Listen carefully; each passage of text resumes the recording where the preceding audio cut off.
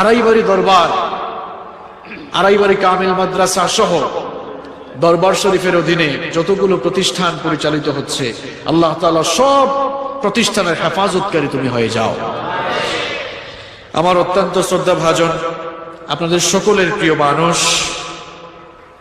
পীরজাদা মাওলানা আমাদের খাবির ভাই এখানে উপস্থিত আছেন। খাবির ভাইয়ের জন্য আমরা দোয়া করছি, আল্লাহ তাআলা যেন এই দরবার শরীফ পরিচালনার সকল যোগ্যতা তাকে দান করে দেন। আল্লাহ তাআলা যেন তার নেক হায়াত বাড়িয়ে দেন, আমরা বলি আমিন। সম্মানিত উপস্থিতি, এই দুনিয়া যেখানে আমরা বসবাস করছি এটি আমাদের আসল বাড়ি নয়। মেহমান বাড়িতে এসে আমরা আমাদের নিজের বাড়ির খবর ভুলে গিয়েছি।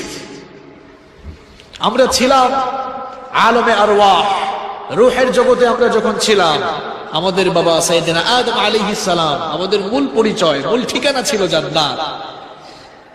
আমরা দুনিয়াতে এসেছি কয়েকদিনের জন্য মুসাফির হিসেবে, এখানে আমরা কেউই থাকবো না।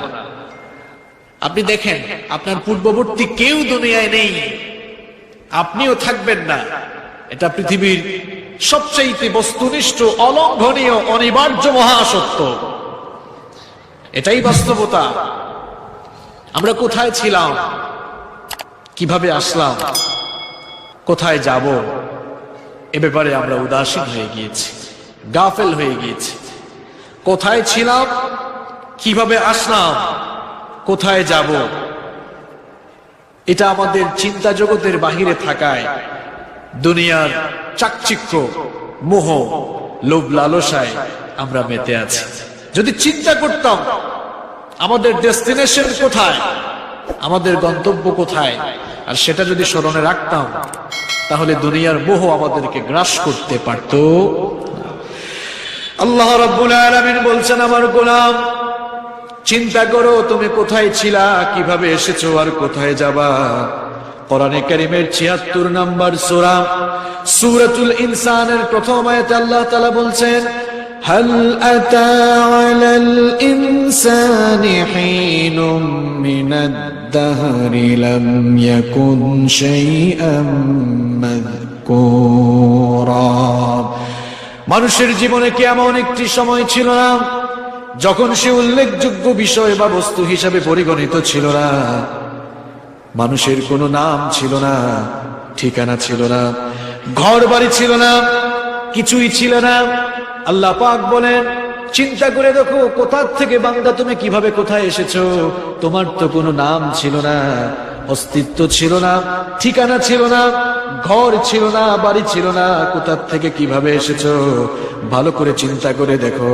কোরআনে কারীমের ২৩ নম্বর সূরা সূরাতুল মুমিনুনের ১২ নম্বর আয়াত থেকে আল্লাহ পাক সুন্দর করে বর্ণনা করছেন, ওয়ালাকাদ খালাকনাল ইনসানা মিন সুলালাতিন মিন তিন সুম্মা জাআলনাহু নুতফাতান ফি قرارٍ مكين ثم خلقنا النطفة علقة فخلقنا العلقة مضغة فخلقنا المضغة عظاما فكسونا العظام لحما।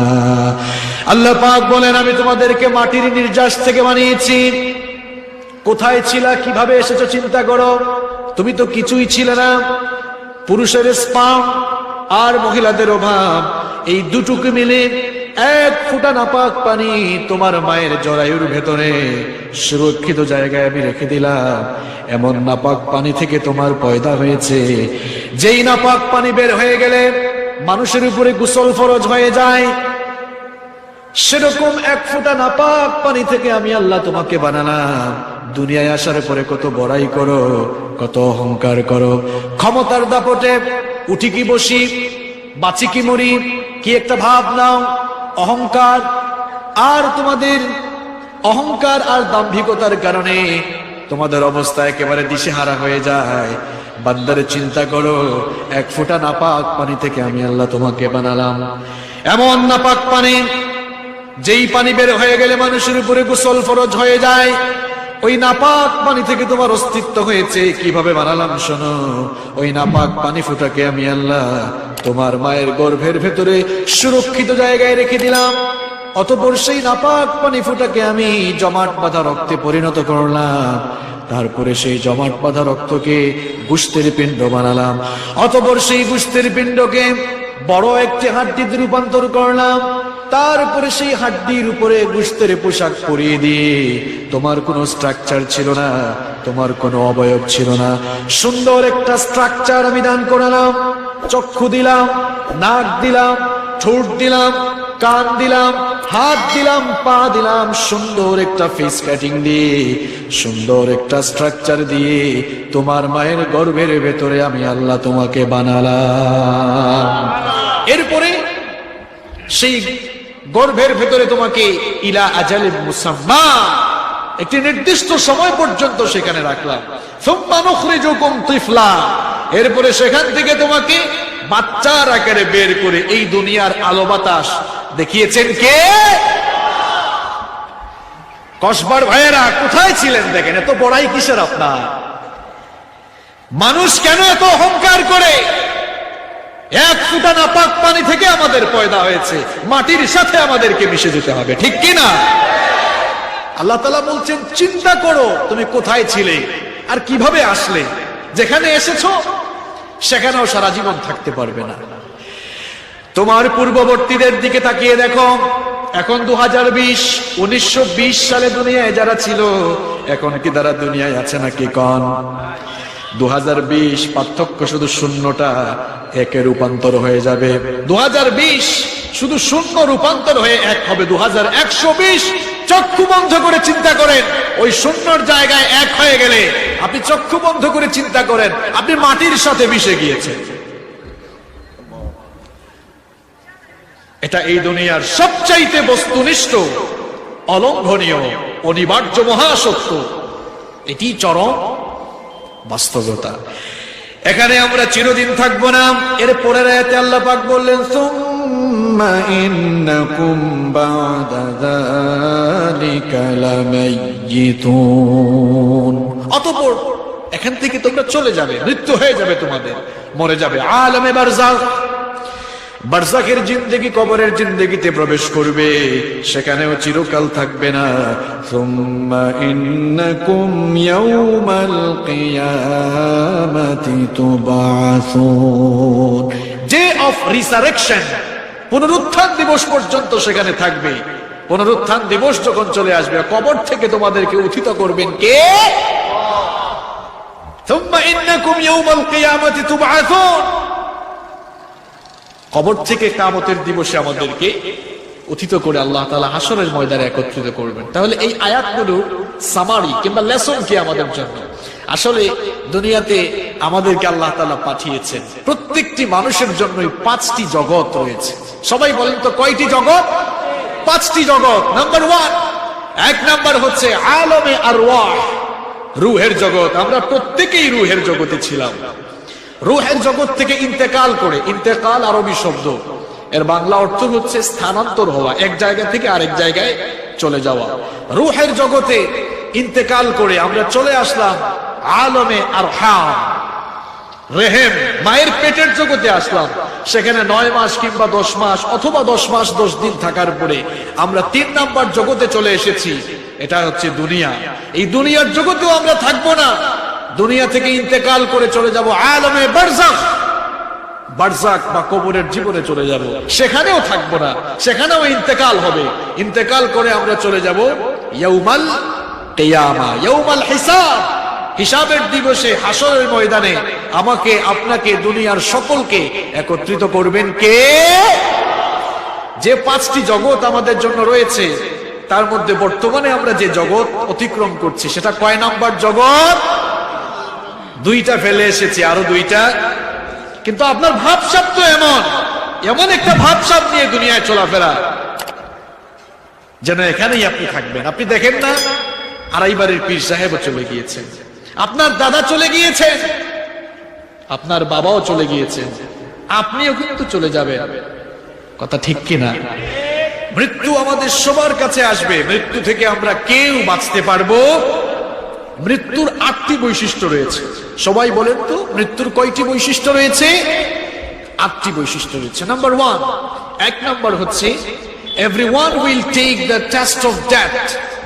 প্রত্যেকটি প্রাণসত্তাকেই মৃত্যুর স্বাদ আস্বাদন করতে হবে, কেউ মৃত্যু থেকে রেহাই পাবে না। দুনিয়ার চাকচিক্য, দুনিয়ার মোহ, দুনিয়ার লোভ লালসায় মানুষ জনমত্ত হয়ে তার ডেস্টিনেশনকে ভুলে না যায়।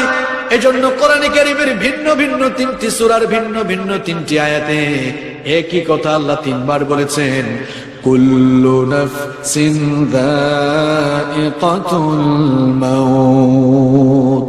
একই কথা আল্লাহ তাআলা 3টি সূরার 3টি আয়াতে বলেছেন। Every soul will take the test of death. যাদেরই প্রাণ আছে, যাদেরই জীবন আছে, মরণের স্বাদ তাকে ভোগ করতেই। আরবের প্রখ্যাত কবি, তিনি তার কবিতায় খুব সুন্দর করে বললেন, আল মাউতু কাসুন কুল্লু নাসিন শারিবুন ওয়াল কবরু বাইতুন কুল্লু নাসিন দাখিলুন। কি চমৎকার কবিতা! এর অর্থ হলো মৃত্যু এমন একটি পেয়ালা, যেই পেয়ালা থেকে সবাই পান করবে, আর কবর এটা তো এমন একটি ঘর, যেই ঘরে সকলকেই প্রবেশ করা লাগবে। তাহলে মৃত্যুর 1 নম্বর বৈশিষ্ট্য হচ্ছে এই মৃত্যুর স্বাদ আমাকে, আপনাকে, আমাদের সকলকেই আস্বাদন করতে হবে। মৃত্যুর 2 নম্বর বৈশিষ্ট্য হচ্ছে no one can escape from death. এই মৃত্যু থেকে পালিয়ে কেউ বাঁচতে পারবে? খুব বাহাদুরি, 10 জন 15 জন বডিগার্ড, আবার কারো কাছে যেতে হলেই অনেকগুলো দরজা অতিক্রম করতে হয়, এরকম আছে না নাই? এত বডিগার্ড, এত প্রোটেকশন নিয়ে চলেও কোনো লাভ হবে না। মৃত্যুর ফেরেশতা যখন চলে আসবে, মৃত্যু থেকে পালিয়ে আর আপনি বাঁচতে পারবেন না। কোরআনে কারীমের 4 নম্বর সূরা, সূরাতুন নিসা এর 78 নম্বর আয়াতে আল্লাহ পাক সুন্দর করে বললেন, আইনামা তাকুনু ইউদরিকুমুল মাউতু ওয়ালাউ কুনতুম ফি বুরুজিম মুশাইয়াদা। যেখানেই থাকো না কেন, মৃত্যু তোমাদের সাথে মুলাকাত করবে, মৃত্যু তোমাদের সাথে সাক্ষাৎ করবে। এমনকি মৃত্যু থেকে বাঁচার জন্য যদি তোমরা উঁচু কোনো টিলায় গিয়ে অবস্থান নাও, মৃত্যু থেকে রেহাই পাবা না। কোরআনে কারীমের 62 নম্বর সূরা, সূরাতুল জুমুআ এর 8 নম্বর আয়াতে আল্লাহ তাআলা বললেন, কুল ইন্নাল মাউতাল্লাযী তাফিরুনা মিনহু ফাইন্নাহু মুলাকীকুম সুম্মা তুরাদ্দুনা ইলা আলিমিল গায়বি ওয়াশ শাহাদাতি ফায়ুনাব্বিউকুম বিমা কুনতুম তা'মালুন। খ্যাত কবি জুহাইর খুব সুন্দর কবিতা লিখলেন। তার কবিতার লাইনগুলো এই আয়াতের ভাবানুবাদ হয়ে গেল। কি চমৎকার কবিতা! ওয়ামান হাবা আসবাবাল মানায়া ইয়ানালনাহু, ওয়ামান হাবা আসবাবাল মানায়া ইয়ানালনাহু ওয়া ইয়ুরকা আসবাবাস সামাআ বিসুল্লামি। কবি খুব চমৎকার করে বলছেন, মরণ থেকে পালাও তুমি, সেই মরণ তোমায় লইবে গিরি। যদিও সুদূর আকাশ পানে লুকাও সেথায় লাগিয়ে সিঁড়ি। এ মহারোগের ঔষধ নাই, এ মহারোগের চিকিৎসক নাই, নাই সেই ঔষধ জগতে। খুঁজিয়া কাতর হইলে কি হবে, পারিবে না তারে ফিরাতে। মৃত্যুর যদি ট্যাবলেট থাকতো, মেডিসিন থাকতো, ক্যাপসুল থাকতো, তাহলে এই দুনিয়ার মানুষেরা সকল মেডিসিন বাদ দিয়ে মৃত্যুর যেন না হয়, মৃত্যু থেকে যেন মানুষ বাঁচতে পারে। যদি কোনো ক্যাপসুল, ট্যাবলেট বা মেডিসিন থাকতো, ওগুলাই মানুষ আগে সেবন করতো, ঠিক কিনা? কিন্তু আপনারা বলেন তো, মৃত্যুর কোনো মেডিসিন আছে? মৃত্যু থেকে বাঁচার কোনো ক্যাপসুল আছে? কোনো ট্যাবলেট আছে? দেখছেন, যারা বলে না তাদের বাড়িতে নিশ্চয়ই আছে। কি আছে নাকি? মৃত্যু থেকে কেউ বাঁচতে পারবে। আল্লাহর নবী সাইয়েদনা সুলাইমান আলাইহিস সালামের এক মন্ত্রী ছিল। সুলাইমান আলাইহিস সালাম তার মন্ত্রীর সাথে বসে আছেন। এমন সময় খুব সুশ্রী চেহারার এক লোক সাইয়েদনা সুলাইমান আলাইহিস সালামের সাথে সাক্ষাৎ করতে আসলেন। সাইয়েদনা সুলাইমান আলাইহিস সালামের সাথে কথোপকথন শেষ করে লোকটা যখন বিদায় নিল, সুলাইমান আলাইহিস সালামের মন্ত্রী তখন বললেন, ওগো আল্লাহর নবী সুলাইমান, কিছুক্ষণ আগেই একটা লোক আপনার কাছে আসলো। লোকটাকে তো জীবনে কোনোদিন দেখলাম না, এই লোকটার পরিচয় একটু জানতে চাই। সাইয়েদনা সুলাইমান আলাইহিস সালাম তখন বললেন, ও আমার মন্ত্রী, ভালো করে শোনো, উনি কোনো সাধারণ মানুষ নন। মানুষের বেশ ধরে মালাকুল মাউত আমার সাথে সাক্ষাতের জন্য, কথাবার্তা বলার জন্য এসেছিলেন। মন্ত্রী তখন ভয় পেয়ে বলল, ওগো আল্লাহর নবী সুলাইমান, লোকটা যখন আপনার সাথে কথা বলছিল আমার দিকে কয়েকবার এমন ভাবে তাকিয়েছে যে আমার কলিজা পর্যন্ত কেঁপে উঠেছে। লোকটাকে যদি আমি কখনো দেখি তাহলে হয়তো আমার কলিজা একেবারে ফেটে যেতে পারে। এই লোকটাকে আমি আর দেখতে চাই না। বাতাস তো আপনার হুকুম মানে। সুলাইমান আলাইহিস সালামকে আল্লাহ তাআলা মুজিজা দিয়েছিলেন, তিনি পিপিলিকার ভাষা বুঝতেন, পশু পাখির ভাষা বুঝতেন, আবার বাতাসকেও আল্লাহ তাআলা অনুগত করে দিয়েছিলেন। এজন্য সুলাইমান আলাইহিস সালামের মন্ত্রী বলল, ওগো আল্লাহর নবী সুলাইমান, আপনি বাতাসকে অর্ডার করেন, বাতাস যেন আমাকে এখান থেকে নিয়ে হিন্দুস্তানের দূরবর্তী কোনো জায়গায় রেখে আসে। বাতাসকে সুলাইমান আলাইহিস সালাম অর্ডার দিলেন। বাতাস সুলাইমান আলাইহিস সালামের অর্ডার মোতাবেকই কাজ করলো। পরের দিন মালাকুল মাউত যখন সুলাইমান আলাইহিস সালামের সাথে সাক্ষাতের জন্য আসলো, সাইয়েদনা সুলাইমান আলাইহিস সালাম বললেন, ওগো মালাকুল মাউত, গতকাল তুমি যখন আমার কাছে এসেছিলে আমার মন্ত্রীর দিকে এমন করে তাকালে কেন? আমার মন্ত্রী তো খুব ভয় পেয়ে গিয়েছিল। মালাকুল মাউত তখন জবাব দিল, ওগো আল্লাহর নবী সুলাইমান, আমি তো ওই লোকটাকে আপনার পাশে দেখে অবাক হয়ে গিয়েছিলাম, কারণ সন্ধ্যা বেলা বিকেল বেলা ফয়সালা ছিল এই লোকটার রূহ আমি কবজ করব হিন্দুস্তানে। কিন্তু মনে মনে চিন্তা করলাম, বিকেল বেলা সন্ধ্যা বেলা যদি আমি লোকটার রূহটাকে হিন্দুস্তান থেকে কবজ করি তাহলে সকাল বেলা এই লোকটা আপনার এখানে কি করে? মনে মনে চিন্তায় পড়ে গেলাম, বিকেল বেলা সন্ধ্যা বেলা তাকে গিয়ে ওখানে পাবো কিভাবে? কিন্তু বিকেল বেলা গিয়ে দেখি যেই জায়গায় তার মৃত্যুর ফয়সালা আল্লাহ করে রেখেছেন ওই জায়গাতে গিয়ে আমি আবার পেয়ে আমি আবারও অবাক হয়ে গেলাম। সাইয়েদনা সুলাইমান আলাইহিস সালাম তখন বললেন, আর আফসোস আমার ওই মন্ত্রীর জন্য, মৃত্যু থেকে বাঁচার জন্য হিন্দুস্তান পর্যন্ত গিয়েও তো কোনো লাভ হলো না, মালাকুল মাউতের থাবা থেকে সে রেহাই পেল না। মৃত্যু এমন একটি বিষয়, আপনি যেখানেই যাবেন সেখানেই মালাকুল মাউত সময় মতো আপনার সাথে সাক্ষাৎ করবেন, ঠিক কি না? তাহলে মৃত্যুর 2 নম্বর বৈশিষ্ট্য আমরা কি জানলাম? No one can escape from death. এই মৃত্যু থেকে কেউ পালিয়ে বাঁচতে পারবে। মৃত্যুর 3 নম্বর বৈশিষ্ট্য হচ্ছে no one can live from death হো। মৃত্যুর ভয়ঙ্কর থাবা থেকে কেউ রেহাই পাবে।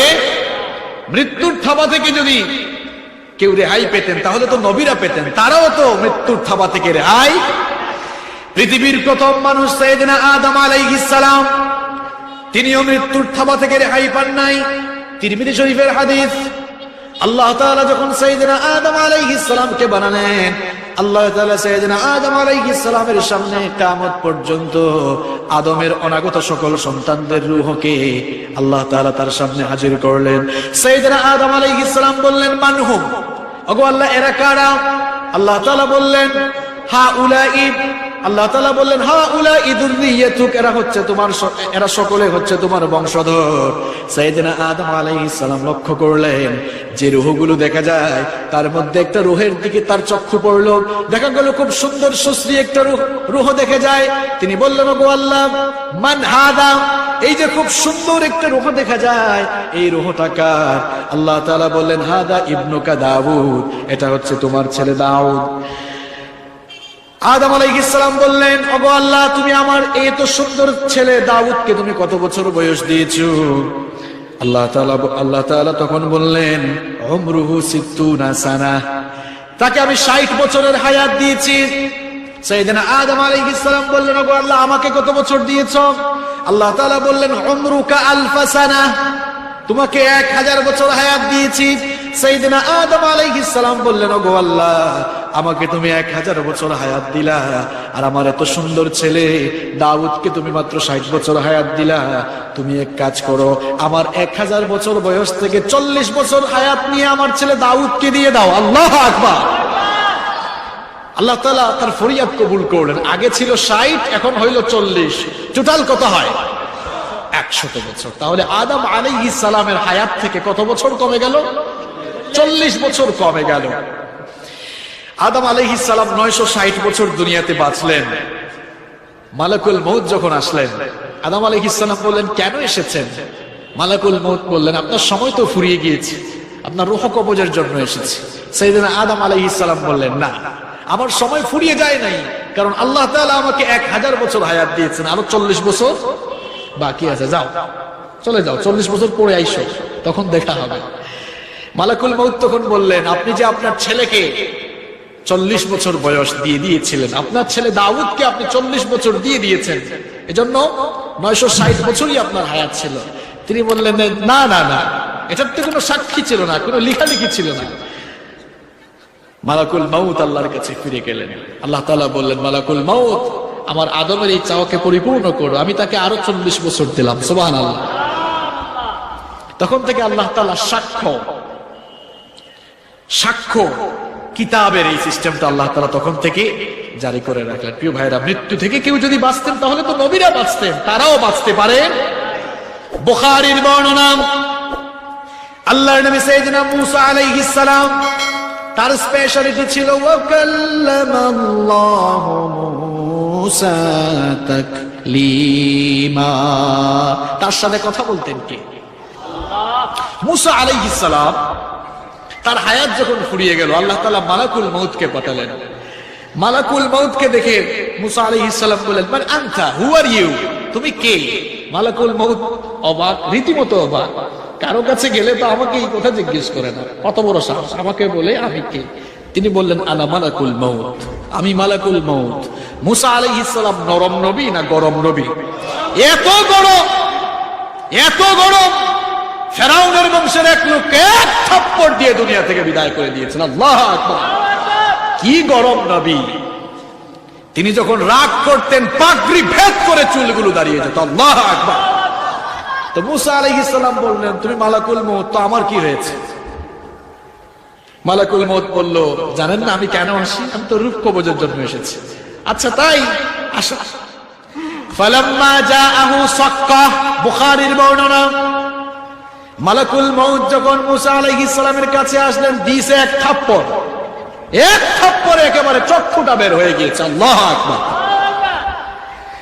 মালাকুল মউত এবার আল্লাহর কাছে ফিরে গিয়ে বলল, আরসালতানি ইলা আব্দুল্লাহ ইউরিদুল মাউত, ওগো আল্লাহ, তোমার এমন এক বান্দার কাছে আমাকে পাঠিয়েছো, যেই লোকটা মরতে চায় না, গিয়েছিলাম তার জান কবজ করার জন্য, উল্টা সে আমার জান কবজ করে ফেলতে চায়। আল্লাহ তাআলা বললেন, ফিরে যাও আমার নবী মূসার কাছে, তিনি যদি আরো হায়াত চান তাকে জানিয়ে দাও, তিনি যেন ষাঁড়ের পিঠের উপরে হাত রাখেন, তিনি হাত দিয়ে যতগুলো লোম ঢাকতে পারবেন, প্রত্যেকটি লোমের পরিবর্তে আল্লাহ তাআলা 1 বছর করে তার হায়াত বাড়িয়ে দিবেন। মালাকুল মউত যখন এই পয়গাম জানালেন, মূসা আলাইহিস সালাম বললেন, আচ্ছা মানলাম, কিন্তু ওই হায়াতটাও যখন ফুরিয়ে যাবে তখন কি হবে? মালাকুল মউত বললেন, মৃত্যুর পেয়ালা তো পান করতেই। মূসা আলাইহিস সালাম তখন বললেন, যেহেতু মৃত্যুর পেয়ালা পান করতেই হবে, সেহেতু আমি আর দেরি করতে চাই না, আমার রূহটা কবজ করে ফেলো, আমি আমার মাওলার দিদার লাভে ধন্য হয়ে যেতে চাই। মৃত্যুর 3 নম্বর বৈশিষ্ট্য হলো, মালাকুল মউতের ভয়ঙ্কর থাবা থেকে দুনিয়ার কোন প্রাণসত্তা রেহাই পাবে। মৃত্যুর কয়টা, আমি আপনাদেরকে আলোচনা শুরুতে বলেছিলাম, কয়টা বৈশিষ্ট্য শোনাবো? হ্যাঁ, 7টা না 8টা? 8টা, মনে রাখবেন, মুখস্থ করে যেতে হবে। কয়টা বললাম? হ্যাঁ, কয়টা বলছি? 3টা। মৃত্যুর 4 নম্বর বৈশিষ্ট্য হচ্ছে, the time of death is determined and it doesn't come with anyone's permission. মৃত্যুর সময়টাকে নির্ধারণ করে দিয়েছেন কে? আর এই মৃত্যু কারো পারমিশন নিয়ে আসে না। আপনার অফিসে, আপনার ব্যবসা প্রতিষ্ঠানে কিংবা আপনার ঘরে ঢোকার আগে মানুষ অনুমতি চায়, আসতে পারি, অনুমতি চায় না? তো মালাকুল মউত মনে হয় মৃত্যুর সময় এসে বলবে স্যার আসবো, এরকম বলবে নাকি? কোনো অনুমতি লাগবে না। আল্লাহ রাব্বুল আলামিন কোরআনে কারীমের 7 নম্বর সূরা সূরাতুল আরাফের 34 নম্বর আয়াতে বলছেন, ওয়ালিকুল্লি উম্মাতিন আজাল ফাইযা জাআ আজালুহুম লা ইস্তাখিরুনা সাআতান ওয়া লা ইস্তাকদিমুন। প্রত্যেকের জন্যই অবকাশের একটি সুনির্দিষ্ট সময় রয়েছে। এটি যখন ফুরিয়ে যাবে বিলম্ব করা হবে না, দেরি করা হবে না, ওই সময় বাড়ানো হবে না, সময় পিছানো হবে। মৃত্যুর 5 নম্বর বৈশিষ্ট্য হচ্ছে the place of death is determined by almighty Allah. আপনি কোথায় মারা যাবেন এটিও আল্লাহ তাআলা ফয়সালা করে রেখেছেন। কে কোথায় মারা যাবে কেউ জানে না। কোরআনে কারীমের 31 নম্বর সূরা সূরা লুকমানের 34 নম্বর আয়াতের শেষাংশে আল্লাহ পাক সুন্দর করে বললেন, ওয়া মা তাদরি নাফসুম বিআইয়ি আরদিন তামুত ইন্নাল্লাহা আলীমুন খাবীর। আল্লাহ তাআলা বলেন, কোন নাফস, কোন আত্মা, কোন প্রাণসত্তা কেউ জানে না কে কোথায় কোন জমিনে মারা যাবে। একজন ছাড়া আর কেউ জানে না। সবাই বলেন তিনি কে? হসপিটালে মারা যাবেন নাকি অ্যাক্সিডেন্ট করে মারা যাবেন? রাস্তায় পড়ে মারা যাবেন? কোথায় মারা যাবেন কেউ জানে না। সুযোগ পাইলে যে ইসলামের বিরোধিতা করেন, কপালে খারাপই থাকলে তো টয়লেটের উপরে পড়েও মরা লাগতে পারে। কেন বুঝেন না? পৃথিবীর কত দিন বিদ্বেষী, কোরআন বিদ্বেষী, ইসলাম বিদ্বেষীরা কুকুরের মতো রাস্তায় পড়ে মরেছে। ভালো মৃত্যু কামনা করেন আল্লাহর কাছে, ভালো মৃত্যু কামনা করেন। আর এই ভালো মৃত্যু নসিব হতে হলে কোরআনের পক্ষে থাকবো না বিপক্ষে থাকবো? আমরা কোরআনের পক্ষে না বিপক্ষে? আল্লাহ কবুল করুন, বলেন আমিন। মৃত্যুর 6 নম্বর বৈশিষ্ট্য হচ্ছে Almighty Allah creates the need at the place of death. যেখানে আমাদের মৃত্যু হবে ওই জায়গায় একটা প্রয়োজন সৃষ্টি করে দেন কে? সুনান তিরমিজির বর্ণনা, বিশ্বনবী সাল্লাল্লাহু আলাইহি ওয়াসাল্লাম বলছেন, ইযা কাদাল্লাহু লিআবদিন আন ইয়ামুতা বিআরদিন জাআলা লাহু ইলাইহা হাজা। বিশ্বনবী সাল্লাল্লাহু আলাইহি ওয়াসাল্লাম বলেছেন, যখন আল্লাহ তাআলা কোনো বান্দার রূহকে কবজ করার ফয়সালা করেন, যেই জায়গায় তার মৃত্যু হবে ওই জায়গায় তার প্রয়োজন সৃষ্টি করে দেন। আপনার মৃত্যু যদি কসবা বাজারে থাকে, ঠিক ওই সময়ে কসবা বাজারেই একটা প্রয়োজন আল্লাহ তাআলা তৈরি করে দিবেন। আপনার মৃত্যু যদি ইউনাইটেড হসপিটালে থাকে কিংবা মাউন্ট এলিজাবেথে থাকে, দেখা যাবে এমন একটা রোগ আল্লাহ দিবেন একেবারে মাউন্ট এলিজাবেথ পর্যন্তই পৌঁছাতে হবে, কারণ ওই জায়গায় আপনার মৃত্যু হবে। সেজন্য ওই জায়গা পর্যন্ত প্রয়োজন সৃষ্টি করে দেন কে?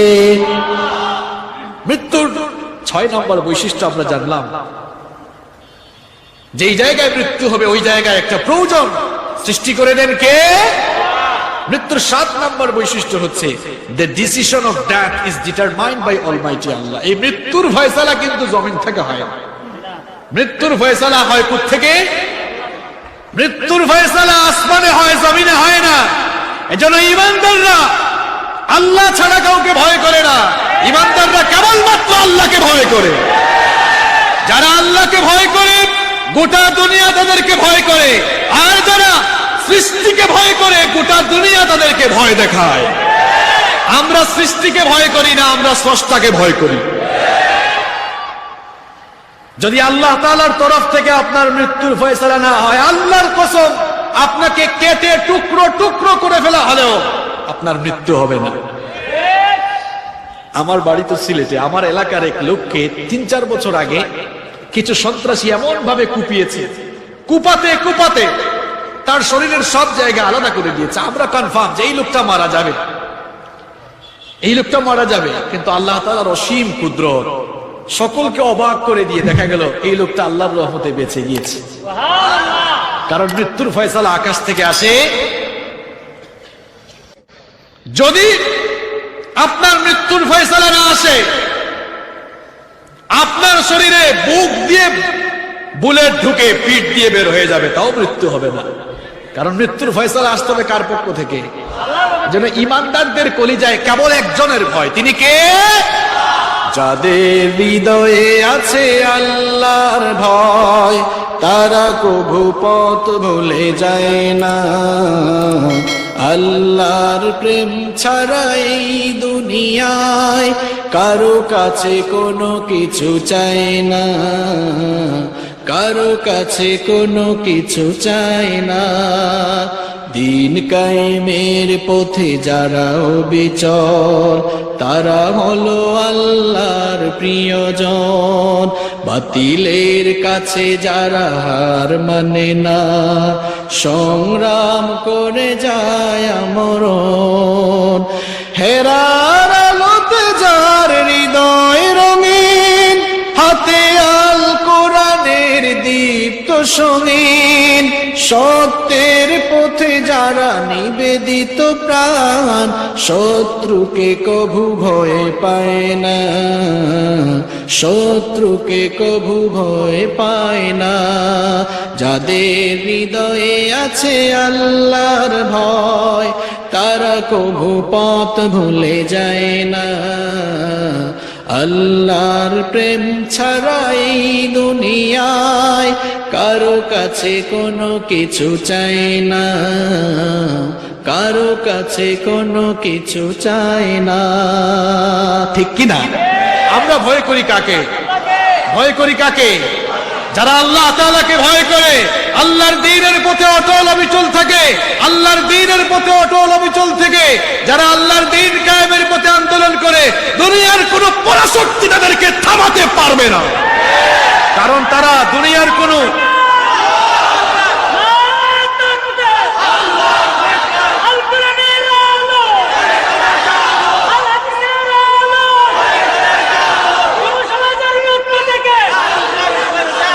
প্রিয় ভাইয়েরা, আল্লাহ তাআলা কবুল করুন, বলেন আমিন। আমরা ভয় করি কাকে? আল্লাহকে ভয় করলে অন্য কাউকে ভয় করা যাবে? অন্য কাউকে তো ভয় করা জায়েজই না। আল্লাহ ছাড়া অন্য কাউকে ভয় করা জায়েজই। যেই কথা বলছিলাম, মৃত্যুর ফয়সালা আল্লাহ তাআলার কাছ থেকে আসে। ওয়া আন্নাহু হুয়া আমাতা ওয়া আহইয়া, তিনি জন্মদানকারী, তিনি মৃত্যুদানকারী। মৃত্যুর আট এবং সর্বশেষ বৈশিষ্ট্য হচ্ছে there is no serial of death. মৃত্যুর কোন সিরিয়াল, দুনিয়াতে আসার সুন্দর সিরিয়াল আছে। প্রথমে আসেন দাদা, তারপরে বাবা, এরপরে দাদার ঘরে নাতি হয়। এইরকম দুনিয়াতে আসার চমৎকার সিরিয়াল মেনটেন হয়, কিন্তু দুনিয়া থেকে যাওয়ার কোনো সিরিয়াল নাই। মাঝে মাঝে এমন করুণ দৃশ্য আমরা দেখতে পাই, নাতির লাশ দাদা কবরে নামায়।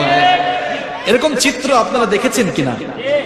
এই মৃত্যুর আটটি বৈশিষ্ট্য আপনাদের সামনে তুলে ধরলাম। প্রিয় ভাইরা, এই মৃত্যু কিন্তু আপনার আমার সবার কাছে। وجاءت سكرة الموت بالحق ذلك ما كنت منه تحيد। কোরআনে কারীমের 50 নম্বর সূরা, সূরাতুল কাফির 19 নম্বর আয়াতে আল্লাহ তাআলা বলছেন, মৃত্যুর এই যন্ত্রণা কিন্তু তোমাদের কাছে আসবেই আসবে। ذلك ما كنت منه تحيد, এটা সেই ভয়ঙ্কর যন্ত্রণা যা থেকে তোমরা প্রতিনিয়ত পালিয়ে বেড়াচ্ছ। এটি তোমাদের কাছে আসবেই। আর মনে রাখো, মৃত্যুর যন্ত্রণা, মৃত্যুর যন্ত্রণা এটি পেটে ব্যথার যন্ত্রণার মতো নয়। পেটে ব্যথা সহ্য করা যায়, মাথা ব্যথা সহ্য করা যায়, কিন্তু মৃত্যু চলে আসলে ওই ব্যথা মানুষ না সইতে পারে। এটা এতই অসহনীয়, এটা সওয়া যায় না। শেষ পর্যন্ত মৃত্যুর কোলেই শুয়ে পড়তে।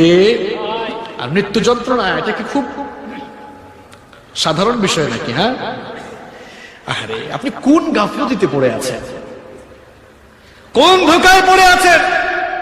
আপনাকে জিজ্ঞেস করলাম বাড়ি কোথায়, কয় ওই যে 10 তলা ইটালিয়ান টাইলস করা বাড়ি, এটা আমার বাড়ি। আপনার বাবাকেও মানুষ জিজ্ঞেস করতো, মুরব্বী বাড়ি কোথায়, কয় ওই যে 10 তলা বাড়িটা। সারা জীবন বাড়ি বাড়ি করেছে, এই বাড়িতে থাকতে পেরেছে? কথা কর না কেন, থাকতে পেরেছে? আপনিও বলছেন এটা আপনার বাড়ি। এটা আপনার বাড়ি নয়, এই কসমর গুরুস্থান হচ্ছে আপনার আসল বাড়ি। কোন মুহে পড়ে আছেন আপনি? শয়তান আপনাকে কোন ধোকায় ফেলে রেখেছে?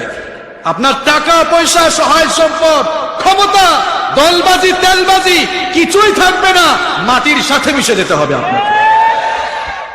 আপনি একটু চক্ষুটা বন্ধ করে চিন্তা করেন না, 2020, 2120, আপনি দুনিয়ায় আছেন না? আপনি আছেন? নেই। চলে যাব আমরা। এই মৃত্যু সম্পর্কে সচেতন হতে হবে আপনাকে। যিনি আপনাদেরকে সব সময় মৃত্যুর কথা শোনাতেন, তিনিও আজ দুনিয়া থেকে চলে গিয়েছেন। গোলাম সরওয়ার সাঈদী রাহিমাহুল্লাহ, আমি যতবার উনার মুখে বক্তব্য শুনেছি, বিশেষ করে কসবায় আমি যতগুলো মাহফিলে এসেছি, সবগুলো মাহফিলে তিনি সভাপতি থাকতেন। আমি উনার বক্তব্য পাশে বসে শুনতাম। যে বিষয় নিয়ে তিনি কথা বলতেন, তার কথার ভেতরে নামাজে আসো আর মৃত্যুকে ভুলে যাও না, এই দুইটা কথা তিনি সব সময় শোনাতেন। যিনি আপনাদেরকে মৃত্যুর কথা শোনাতেন, আপনারা কি দেখেন না? তিনিও আজকে চলে গিয়েছেন। আপনারাও থাকবেন না, আপনারাও চলে যাবেন। এই মৃত্যু আপনাদের কাছে আসবে। এই মৃত্যু সম্পর্কে সতর্ক হওয়ার কথাই আমি আপনাদেরকে বলছি। মৃত্যুর যন্ত্রণা খুব মারাত্মক যন্ত্রণা। বিশ্বনবী সাল্লাল্লাহু আলাইহি ওয়াসাল্লামের প্রখ্যাত কয়েকজন সাহাবী মৃত্যু যন্ত্রণার ব্যাপারে বলছেন। সাইয়েদনা শাদ্দাদ বিন আউস রাদিয়াল্লাহু আনহু বলছেন, মৃত্যুর যন্ত্রণা এতই ভয়ঙ্কর, মৃত্যুর যন্ত্রণা এতই মারাত্মক, কোন জীবিত মানুষকে যদি ছুরি কিংবা কাঁচি দিয়ে তার শরীরের চামড়াগুলো তুলে ফেলা হয়, কোন জীবন্ত মানুষকে যদি করাত দিয়ে চিরে দ্বিখণ্ডিত করে ফেলা হয়, কিংবা কোন জীবন্ত মানুষকে যদি উত্তপ্ত গরম পানির পাতিলের তলায় নিক্ষেপ করা হয়, সে আর কি এমন যন্ত্রণা অনুভব করবে? একজন মানুষ মৃত্যুর সময় তার চাইতেও বেশি যন্ত্রণা অনুভব করে। আল্লাহ, কোন ধোঁকায় পড়ে আছেন আপনি?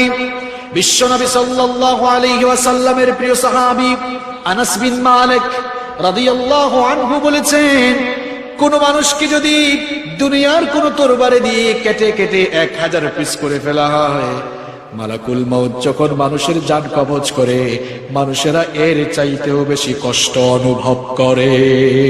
আল্লাহু আকবার। আব্দুল্লাহ ইবনে আমর ইবনুল আস রাদিয়াল্লাহু আনহু, তার বাবা আমর ইবনুল আস রাদিয়াল্লাহু আনহু যখন মৃত্যুশয্যায় তার বাবাকে জিজ্ঞেস করছেন, ওগো আমার বাবা, আপনি যে মৃত্যুর বিছানায় আছেন, আপনার অনুভূতি আমার সাথে শেয়ার করবেন কিনা? আমর ইবনুল আস রাদিয়াল্লাহু আনহু তখন বললেন, বাবারে শোনো শোনো, আমার কাছে মনে হচ্ছে পাহাড় দিয়ে আমাকে চেপে ধরে রাখা হয়েছে। আমার কাছে মনে হচ্ছে আমার পেটের ভেতরে কাঁটা জমে আছে, আর এক শক্তিশালী মানুষ আমার গলা দিয়ে তার হাত ঢুকিয়ে পেটের ভেতর থেকে ওই কাঁটাগুলোকে টেনে হিচড়ে বের করছে। আমার এত কষ্ট হচ্ছে, আমার এত যন্ত্রণা অনুভব হচ্ছে, আমার কাছে মনে হচ্ছে সুই দিয়ে ছিদ্র করে করে আমার জানটাকে বের করা হচ্ছে। আমার কাছে মনে হচ্ছে আকাশ আর জমিনকে এক করে ফেলে মাঝখানে আমাকে পিষে ফেলা হচ্ছে। এমন যন্ত্রণা আর কষ্ট আমার অনুভব হচ্ছে। আপনার চোখের সামনে মানুষ যায়, সে কি ব্যথা অনুভব করে আপনি বুঝেন না ভাই। এই যন্ত্রণা আপনার কাছে আসবে, আমার কাছেও আসবে। প্রিয় ভাইরা আমার, আমরা যার উম্মত, বিশ্ব নবী রাহমাতাল লিল আলামিন মুহাম্মাদুর রাসূলুল্লাহ সাল্লাল্লাহু আলাইহি ওয়াসাল্লাম মৃত্যুর সময় তার অবস্থা কেমন হয়েছিল শুনেন। আমার নবী মৃত্যুর আগে, ওফাতের আগে চরম ভাবে অসুস্থ হয়ে পড়লেন। দাঁড়াতে পারেন না, বসতে পারেন না, হাঁটতে পারেন না। দুজন সাহাবীর কাঁধের উপরে ভর করে বহু কষ্ট করে মসজিদে নববীতে গিয়ে হাজির হয়েছেন। খুতবা দিয়েছেন, ইমামতি করেছেন। আর খুতবা দিতে গিয়ে বললেন, ও আমার সাহাবীরা শোনো, আল্লাহ রাব্বুল আলামিন এই দুনিয়ায় তার এক বান্দাকে দুনিয়ার সমস্ত সম্পদ দিতে চেয়েছিলেন, আর তার সেই বান্দা দুনিয়ার সকল সম্পদকে পরিত্যাগ করে তার মাবুদের দিদার লাভকে তিনি পছন্দ করেছেন। বিশ্বনবীর জুমার খুতবায় এই কথাগুলো শুনে কোন সাহাবী বুঝলেন না। কথাটা শুনেই সাইয়েদনা আবু বকর রাদিয়াল্লাহু আনহু হু হু করে কান্না শুরু করে দিয়েছেন। অন্যান্য সাহাবারা বললেন, হুজুর তো কান্নাকার কথা বলেছেন, আপনি কেন কাঁদছেন? বিশ্বনবী সাল্লাল্লাহু আলাইহি ওয়াসাল্লামের বয়োবৃদ্ধ এবং জ্ঞান বৃদ্ধ এই সাহাবী অন্যান্য সাহাবীদেরকে বললেন, ও আল্লাহর রাসূলের সাহাবীরা, তোমরা কেউ না বুঝলেও আমি নবীজির বক্তব্যের সারমর্ম বুঝতে পেরেছি। আল্লাহ পাক এই দুনিয়ার সমস্ত সম্পদ যাকে দিতে চেয়েছিলেন তিনি আর কেউ নন, তিনি হচ্ছেন মুহাম্মদ সাল্লাল্লাহু আলাইহি ওয়াসাল্লাম। আর তিনি তো সেই ব্যক্তি যিনি দুনিয়ার সকল সম্পদকে উপেক্ষা করে মাবুদের দিদার লাভকে পছন্দ করেছেন। তার মানে হলো নবী আমাদেরকে এতিম করে আল্লাহর দিদার লাভে ধন্য হয়ে যাবেন। আমি এটা বুঝতে পেরেই কান্না করছি, কারণ আমরা নবী থেকে এতিম হয়ে যাব। বিশ্বনবী সাল্লাল্লাহু আলাইহি ওয়াসাল্লাম জুমার নামাজ শেষ করে ঘরের মধ্যে গেলেন। ওই দিন মাগরিবের নামাজেও বিশ্বনবী ইমামতি করেছিলেন। মাগরিবের নামাজে ইমামতি শেষ করে যখন আল্লাহর নবী ঘরের ভেতরে প্রবেশ করলেন, তার জ্বরের মাত্রা আরো বেড়ে গেল। জ্বরের মাত্রা যখন বেড়ে গেল, বেহুশ হয়ে গেলেন। কিছুক্ষণ পর আবার হুঁশ ফিরে আসলো, আবারও বেহুশ হয়ে পড়লেন। এরই মধ্যে এশার আযান হয়ে গেল। সাহাবায়ে কেরাম মসজিদে নববীতে নামাজ আদায়ের জন্য বিশ্বনবীর জন্য অপেক্ষা করছেন, কিন্তু বিশ্বনবী সাল্লাল্লাহু আলাইহি ওয়াসাল্লাম বেহুশ হয়ে পড়ে আছেন। হুশ যখন ফিরে এলো, আম্মা জান আয়েশা রাদিয়াল্লাহু আনহাকে জিজ্ঞেস করলেন, প্রিয়তমা স্ত্রী, ওগো আয়েশা, এখন কোন সময়? আম্মা জান আয়েশা রাদিয়াল্লাহু আনহা বললেন, ওগো আল্লাহর নবী, এখন তো এশার সময়, এশার আযান হয়ে গিয়েছে। সাহাবায়ে কেরাম আপনার জন্য অপেক্ষা করছেন, আপনি গেলেই নামাজ শুরু হবে। বিশ্বনবী সাল্লাল্লাহু আলাইহি ওয়াসাল্লাম বললেন, আয়েশা গো, অজুর পানি নিয়ে আসো, অজুর পানি নিয়ে আসো। অজু করে আমি মসজিদে নববীতে যেতে চাই। আম্মা জান আয়েশা রাদিয়াল্লাহু আনহা অজুর পানি নিয়ে আসলেন। বিশ্বনবী যখনই অজু করতে যাবেন, আমার নবী আবারও বেহুশ হয়ে গেলেন। সাহাবায়ে কেরাম নামাজে দাঁড়ান না, বিশ্বনবী সাল্লাল্লাহু আলাইহি ওয়াসাল্লামের জন্য অপেক্ষা করছেন। কিছুক্ষণ করে যখন বিশ্বনবী সাল্লাল্লাহু আলাইহি ওয়াসাল্লামের হুঁশ ফিরে এলো, আমার নবী আবারও বললেন, আয়েশা গো, আমার সাহাবীরা কি এখনো অপেক্ষা করে থাকে? আম্মা জান আয়েশা বললেন, ওগো আল্লাহর নবী, এখনো আপনার সাহাবীরা নামাজে দাঁড়ায় নাই, আপনার জন্য অপেক্ষায় আছে। আল্লাহর নবী বললেন, আয়েশা গো, অজুর পানি নিয়ে আসো, অজু করতে চাই। আমার নবী অজুর পানি দিয়ে সুন্দর করে অজু করলেন। যখনই তিনি দাঁড়াতে যাবেন, আবারও বেহুশ হয়ে পড়ে গেলেন।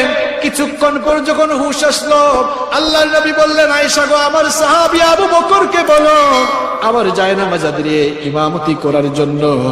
আজকে মনে হয় আমি আর ইমামতি করতে পারবো না। মসজিদে নববীতে সাইয়েদনা আবু বকর রাদিয়াল্লাহু আনহুর ইমামতিতে এবার এশার নামাজ শুরু হয়ে গেল। সাইয়েদনা আবু বকর রাদিয়াল্লাহু আনহু বাচ্চা শিশুর মতো ক্রন্দন শুরু করে দিলেন, আর পেছন থেকে সাহাবায়ে কেরাম অঝোর দাঁড়ায় কান্না শুরু করে দিলেন। সাহাবায়ে কেরাম রিদওয়ানুল্লাহি তাআলা আলাইহিম আজমাইন এজন্যই কান্না শুরু করলেন, নবীজির জায়নামাজ যেহেতু আবু বকর দাঁড়িয়েছেন, সেহেতু আমরা বিশ্ব নবীর পেছনে নামাজ পড়া থেকে জীবনের জন্য আমরা মাহরুম হয়ে গেলাম। বিশ্বনবী সাল্লাল্লাহু আলাইহি ওয়াসাল্লামের হুঁশ ফিরে এলো। বিশ্বনবী সাল্লাল্লাহু আলাইহি ওয়াসাল্লাম বললেন, ওগো আয়েশা, আমার সাহাবীরা কি নামাজে দাঁড়িয়েছে নাকি? আম্মা জান আয়েশা বললেন, ওগো আল্লাহর নবী, আপনার অর্ডার পেয়ে আবু বকরের ইমামতিতে নামাজ শুরু হয়েছে। এই কথা শুনে বিশ্বনবী সাল্লাল্লাহু আলাইহি ওয়াসাল্লাম বললেন, আয়েশা গো, মসজিদে নববীর দিকের জানালাটা খুলে দাও, নামাজের দৃশ্যটা নিচাই। আম্মা জান আয়েশা রাদিয়াল্লাহু আনহা মসজিদে নববীর দিকের জানালাটা খুলে দিলেন। আমার নবী নামাজের দৃশ্য দেখেই তিনি কেঁদে ফেললেন। আম্মা জান আয়েশা রাদিয়াল্লাহু আনহা বললেন, ওগো আল্লাহর নবী, নামাজের দৃশ্য দেখে কাঁদেন কেন? বিশ্বনবী সাল্লাল্লাহু আলাইহি ওয়াসাল্লাম জবাব দিলেন, আয়েশা গো, এটা কোনো দুঃখের পানি নয়, আমার চোখে যে পানি তুমি দেখছো এটা হলো আনন্দের পানি। আমার সাহাবীরা যে আজকে আমার অনুপস্থিতিতে এত সুন্দর করে দাঁড়িয়ে কাতারবদ্ধ হয়ে নামাজ আদায় করছে, আজকে আমার মনটা ভরে গিয়েছে। আমি দুনিয়া থেকে যাওয়ার আগেই কি চমৎকার নামাজের দৃশ্য দেখলাম, কারণ এই নামাজের পরিবেশ সৃষ্টি করার জন্য উহুদের ময়দানে কাফের মুশরিকরা আমার দান মোবারক শহীদ করেছে, তায়েফের ময়দানে আমার রক্ত ঝরেছে। নামাজের এই দৃশ্য বাস্তবায়ন করার জন্য আমি নবী আমার শরীর থেকে রক্ত ঝরিয়েছি, সারাটি জীবন আল্লাহর দ্বীনের পথে কুরবান করে দিয়েছি। আজকে নামাজের এই দৃশ্য দেখে এজন্যই কাঁদি। আজকের এই দৃশ্য দেখে মনে হলো আমার অনুপস্থিতিতে যেহেতু আমার সাহাবীরা নামাজে দাঁড়িয়ে সুন্দর করে নামাজ আদায় করছে, তার মানে হলো আমার অনাগত কিয়ামত পর্যন্ত আমার অনাগত যতগুলো উম্মত দুনিয়ায় আসবে তারাও এইরকম করে জামাতের সাথে নামাজ আদায় করবে। সেই নবীর উম্মত আপনি আজান হলে ঘরে বসে থাকেন। আপনাদের পীর সাহেবের একটি বক্তব্য গোটা বিশ্বে ভাইরাল হয়েছে, যুবক এখনো নামাজের সময় হলো না, এখনো নামাজে আসে না। যিনি নামাজের জন্য মুয়াজ্জিন ছিলেন, যিনি আপনাদের নামাজের মুয়াজ্জিন ছিলেন, তিনি চলে গিয়েছেন, আপনারাও চলে যাবেন, কেন আপনারা নামাজে আসছেন? বিশ্বনবী সাল্লাল্লাহু আলাইহি ওয়াসাল্লাম সোমবার যেদিন দুনিয়া থেকে বিদায় হয়ে যাবেন, প্রচন্ড রকম অসুস্থ হয়ে পড়লেন। হুশ আসে আবার হুশ চলে যায়। আম্মা জান আয়েশা রাদিয়াল্লাহু আনহাকে ডেকে বললেন, আয়েশা গো, আমার জন্য কিছু পানি নিয়ে আসো। বিশ্বনবী লক্ষ্য করে দেখলেন তার কলিজার টুকরা মেয়ে ফাতেমা রাদিয়াল্লাহু আনহা কান্না করছেন। বিশ্বনবী বললেন, ওগো আমার মা, তুমি কাঁদো কেন? ফাতেমা রাদিয়াল্লাহু আনহা বললেন, ওগো আল্লাহর নবী, আপনার এই দৃশ্য দেখে আমার আর সহ্য হয় না, আপনার কষ্ট দেখে আমি কাঁদি। বিশ্বনবী বললেন, মা গো, আমার কাছে আসো। কানে কানে কি যেন বললেন, কান্না থেমে গেল। আম্মা জান আয়েশা রাদিয়াল্লাহু আনহা বললেন, কি ব্যাপার? কিছুক্ষণ আগেই তো তুমি কান্না করছিলে, এখন কান্না বন্ধ করে দিলে কেন? মা ফাতেমা রাদিয়াল্লাহু আনহা তখন বললেন, আমার বাবা আমাকে কানে কানে সুসংবাদ দিয়েছেন, আমার বাবা দুনিয়া থেকে যাওয়ার পরে সবার আগে তার সাথে আমার সাক্ষাৎ ঘটবে। এই খুশিতে আমি কান্না বন্ধ করে দিয়েছি। আপনারাও জানেন বিশ্বনবীর ওফাতের পরে আহলে বাইতের মধ্যে সবার আগে যিনি ইন্তেকাল করেছিলেন ফাতেমা রাদিয়াল্লাহু আনহা। আম্মা জান আয়েশা রাদিয়াল্লাহু আনহা যখন পানির পাত্র নিয়ে আসলেন, আল্লাহর নবী তখন, বুখারীর বর্ণনা, বিশ্বনবী সাল্লাল্লাহু আলাইহি ওয়াসাল্লাম পানির পাত্রে হাত চুবিয়ে সেই পানিগুলো দিয়ে তিনি তার মুখমণ্ডলকে মাসাজ করা শুরু করলেন, আর চিৎকার করে বলতে লাগলেন, আল্লাহুম্মা আ'ইন্নি আলা গামারাতিল মাউত ওয়া সাকরাতিল মাউত, ইন্না লিল মাউতি লাসাকরাত। বিশ্বনবী বললেন, ওগো আল্লাহ, মৃত্যুর যন্ত্রণা থেকে আমি পানাহ চাই, কারণ নিঃসন্দেহে মৃত্যুর মধ্যে ভয়ঙ্কর যন্ত্রণা রয়েছে। প্রিয় ভাইয়েরা, এই মৃত্যু কিন্তু আমার আপনার সবার কাছে আসবে। মৃত্যু যন্ত্রণা সাধারণত 3 ধরনের হয়। সবাই বলেন, কয় ধরনের? ভালো মানুষদের মৃত্যু একভাবে হয়, গুনাহগারদের মৃত্যু একভাবে হয়। কষ্ট হচ্ছে আপনাদের? আমি 10 মিনিটের মধ্যে শেষ করব। ভালো মানুষদের মৃত্যু একভাবে হয়, গুনাহগারদের মৃত্যু একভাবে হয়, আর শহীদদের মৃত্যু আর একভাবে হয়। মৃত্যু যন্ত্রণার ধরন রয়েছে 3টা। জোরে কোন, কয়টা? 3 ভাবে মানুষ দুনিয়া থেকে চলে যায়। কয় ভাবে? গুনাহগার যারা পাপিষ্ঠ, বেঈমান গুনাহগার, কোন গুনাহগার মানুষের মৃত্যুর সময় যখন এসে যায়, মালাকুল মাউত তখন জাহান্নামের ফেরেশতাদেরকে নিয়ে ওই লোকটার কাছে আগমন করেন। লোকটার কাছে আগমন করেই বলেন, ইয়া আইয়াতুহান নাফসুল খাবিসা উখরুজি ইলা সাখাতিম মিনাল্লাহি ওয়া গাদাব। কসবার ভাইরা ভালো করে শুনেন, বদকার হইলেই বিপদ, কোরআনের বিরুদ্ধে থাকলেই বিপদ, ইসলামের বিরুদ্ধে থাকলেই বিপদ, আছে না নাই? এই সময়টা আমার আর আপনার উপরে আসবে কিনা? খবরদার, সাবধান করে দিলাম ভাই, ইসলামের বিরুদ্ধে যাইয়েন না, কোরআনের বিরুদ্ধে যাইয়েন না, আলেম ওলামাদের বিরুদ্ধে যাইয়েন না, নইলে কপালে খারাপই আছে না নাই? সারা জীবন যারা আল্লাহর সঙ্গে নাফরমানি করেছে, রাসূলের সাথে বেয়াদবি করেছে, রাসূলের উত্তরসূরি, রাসূলের ওয়ারিস যারা উলামায়ে কেরামদের সাথে সুযোগ পাইলেই বেয়াদবি করেছে, দাড়িওয়ালা টুপিওয়ালাদের সাথে যারা বেয়াদবি করেছে, সারা জীবন যারা নামাজ ছেড়ে দিয়েছে, সারা জীবন যারা আল্লাহর দ্বীনের বিরোধিতা করেছে, সারা জীবন যারা আল্লাহর বিধানের সাথে নাফরমানি করেছে, এই মানুষগুলোর যখন মৃত্যুর সময় চলে আসবে, মালাকুল মাউত জাহান্নাম থেকে জাহান্নামের ফেরেশতাদেরকে নিয়ে আগমন করবেন। আগমন করে এই লোকটার কাছে এসে বলবেন, ইয়া আইয়াতুহান নাফসুল খাবিসা, হে অপবিত্র আত্মা, উখরুজি ইলা সাখাতিম মিনাল্লাহি ওয়া গাদাব, আল্লাহর অসন্তুষ্টি আর গজবের উদ্দেশ্যে বের হয়ে আসো। এই কথা বলা মাত্রই ফাতাফাররাকা ফি জাসাদি, লোকটার শরীরটা চূর্ণ বিচূর্ণ হয়ে যেতে থাকবে। মালাকুল মাউত লোকটার রূহকে কবজ করার জন্য পায়ের গোড়ালির কাছে গিয়ে চাপ মারবে। লোকটা তখন কি যে যন্ত্রণা, কি যে কষ্ট অনুভব করবে, মনে হবে যেন গোটা দুনিয়ার পাহাড় দিয়ে তাকে চেপে ধরে রাখা হয়েছে। এত কষ্ট অনুভব করবে। রূহ গিয়ে তখন চামড়ার নিচে লুকাবে, মালাকুল মাউত চামড়ার নিচে চাপ দিবে। লোকটার কাছে এমন যন্ত্রণা অনুভব হবে, মনে হবে যেন বাঁকা কাটা বিশিষ্ট লোহাকে ভেজা পশম থেকে উল্টা করে তুলে ফেললে যে কষ্ট হয়, তার চেয়েও বেশি যন্ত্রণা অনুভব করবে। রূহ গিয়ে এবার লুমের নিচে লুকাবে, মালাকুল মাউত সেখানেও চাপ মারবে।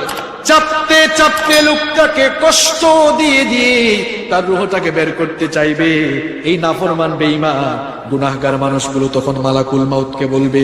কোরআনে কারীমের 16 নম্বর সূরা সূরাতুন নাহলের 28 নম্বর আয়াতে আল্লাহ তুলে দিলেন, আল্লাযীনা তাতাওয়াফফাহুমুল মালাইকাতু যালিমি আনফুসিহিম ফাআলকাউস সালামা মা কুন্না না'মাল মিন সু। তারা বলবে, মা কুন্না না'মালু মিন সু, আমরা তো কোনো খারাপ কাজ করি নাই, এত কষ্ট দিয়ে কেন আমাদের রূহটা কবজ করছে? ফেরেশতারা তখন বলবে, বেঈমানের বেঈমান, সারা জীবন আল্লাহর দ্বীনের বিরোধিতা করেছিস, নামাজ ছেড়ে দিয়েছিস, দাড়িওয়ালা টুপিওয়ালা পাইলেই পিটিয়েছিস, এরপরে বলস খারাপ কাজ করস নাই, খারাপ কাজ করিস নাই।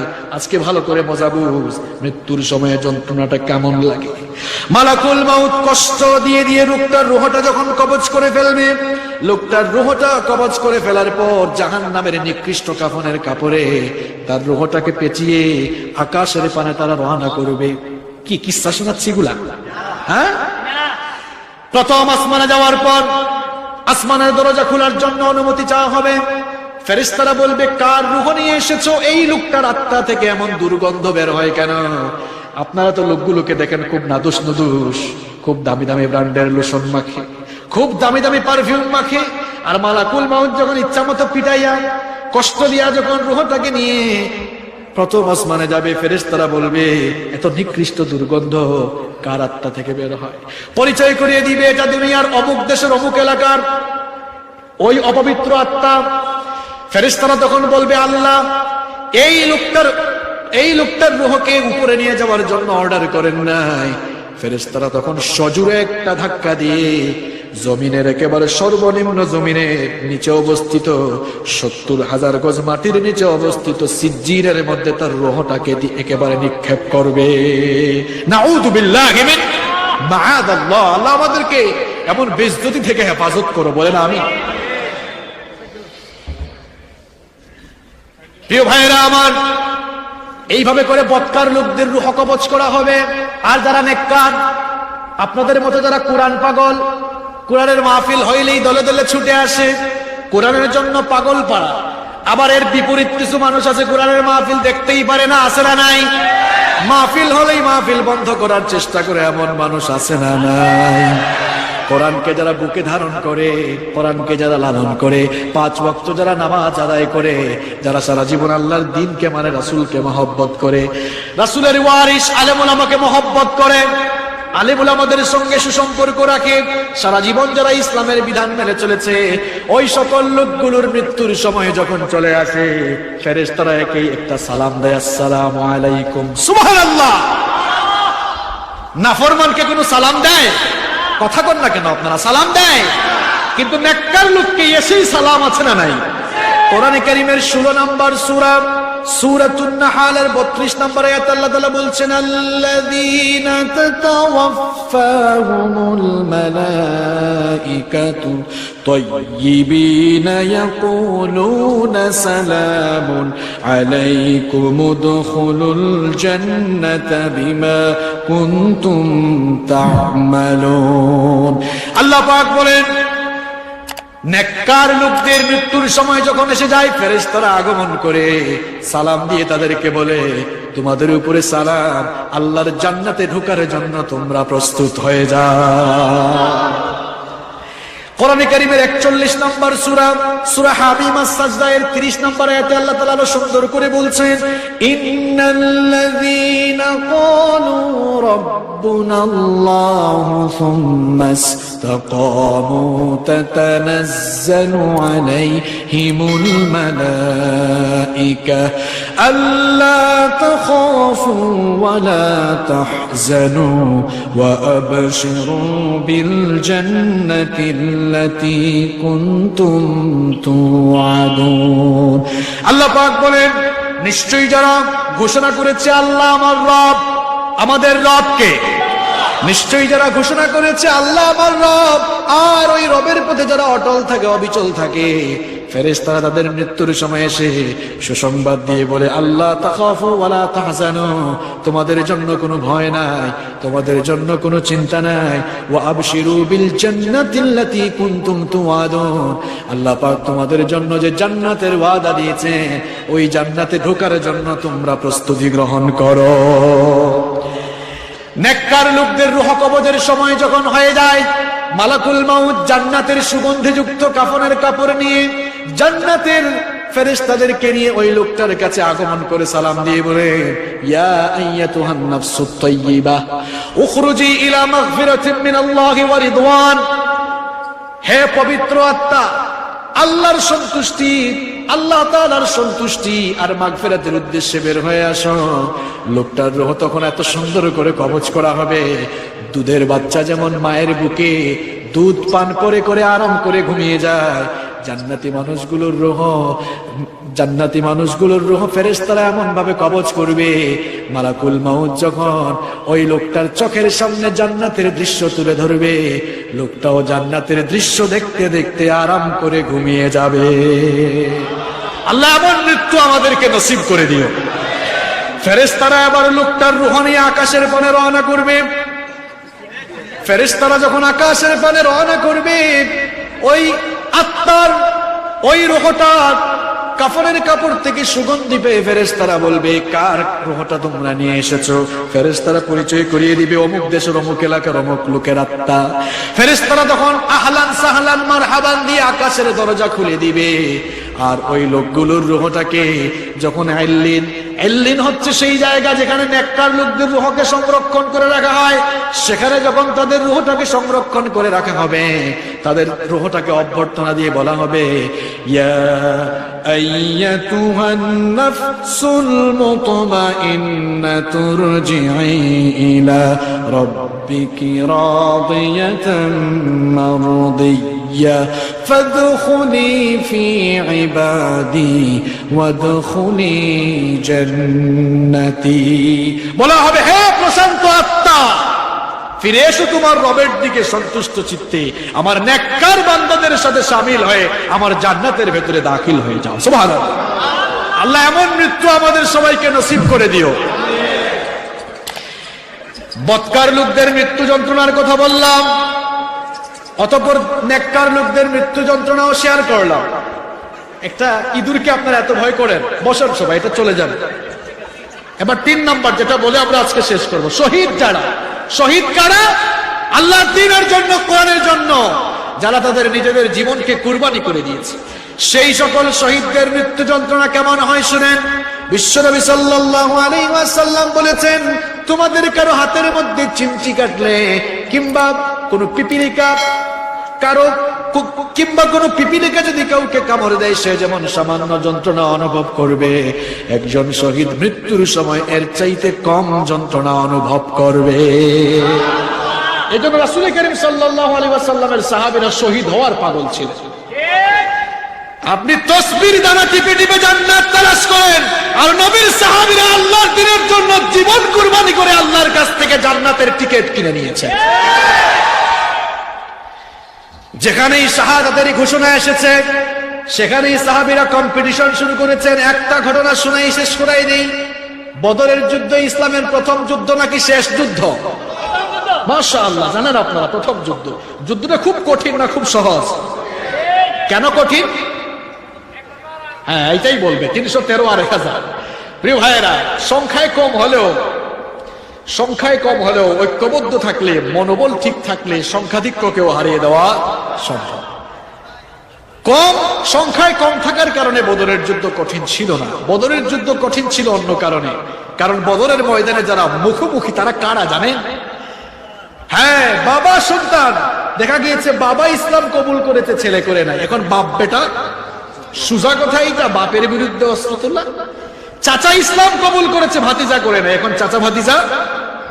আল্লাহর নবী বদরের ময়দানে সাহাবীদেরকে নিয়ে উপস্থিত হওয়ার পর চিন্তায় পেরেশান, আহারে আজ যদি আমার সাহাবীদের অন্তরে শাহাদাতের চেতনা কাজ না করে আত্মীয়তার চেতনায় টান মারে, পরাজয় আছে না নাই? মুসলিম শরীফের হাদিস, কোনো কিচ্ছা নয়। রাসূল করিম সাল্লাল্লাহু আলাইহি ওয়াসাল্লামের সাহাবী মিকদাদ রাদিয়াল্লাহু আনহু বিশ্বনবীর পেরেশানি দেখে বুঝতে পারলেন। ফাকাম আল মিকদাদ বিন আমর রাদিয়াল্লাহু আনহু, তিনি দাঁড়ালেন, দাঁড়িয়ে বললেন, ওগো আল্লাহর নবী, চিন্তা করবেন না, ইমদি লিমা আরাকাল্লাহ ফানাহনু মাআক। আল্লাহ তাআলা যেদিকে আদেশ করেছেন সেদিকে আপনি আমাদেরকে নিয়ে চলুন। ওয়াল্লাহি, আল্লাহর কসম, লা নাকুলু লাকা কামা ক্বালাত বানু ইসরাঈল লিমূসা। মুসা আলাইহিস সালামের উম্মতরা মুসা আলাইহিস সালামের সাথে যে ব্যবহার করেছিল, আমরা আপনার সাথে সেই দুর্ব্যবহার করব না। মুসা আলাইহিস সালামের উম্মতেগুলা এগুলা এমন টাটকা মুনাফিক ছিল, মুসা আলাইহিস সালামের সাথে যুদ্ধে গিয়ে যুদ্ধের ময়দানে দাঁড়িয়ে তারা বলল, ইযহাব আনতা ওয়া রাব্বুকা ফাকাতিলা ইন্না হাহুনা কাঈদুন। মুসা, তুমি আর তোমার আল্লাহ গিয়ে যুদ্ধ করো, আমরা এখানে দাঁড়ায় দাঁড়ায় দেখি। দেখছেন কেমন উম্মত এগুলা? তো মিকদাদ রাদিয়াল্লাহু আনহু বললেন, আমরা এমন বলবো না, বরং আমরা বলবো, ইযহাব আনতা ওয়া রাব্বুকা ফাকাতিলা ইন্না মাআকুমা মুকাতিলুন। আমরা বলবো, আল্লাহ তাআলা যেদিকে আদেশ করেছেন সেদিকে আপনি আমাদেরকে নিয়ে চলুন। যতক্ষণ দেহে প্রাণ থাকবে ততক্ষণ আল্লাহ আর আপনার জন্য আমরা লড়াই চালিয়ে যাব। আল্লাহু আকবার। রাসূল করিম সাল্লাল্লাহু আলাইহি ওয়াসাল্লাম খুশি হয়ে গেলেন, বললেন, এই যদি তোমাদের মনের অবস্থা হয়, কুমু ইলা জান্নাতিন আরদুহা কাআরদিস সামাওয়াতি ওয়াল আরদ, চলো চলো চলো সেই জান্নাতের দিকে, যেই জান্নাতকে আল্লাহ তাআলা তোমাদের মতো শাহাদাত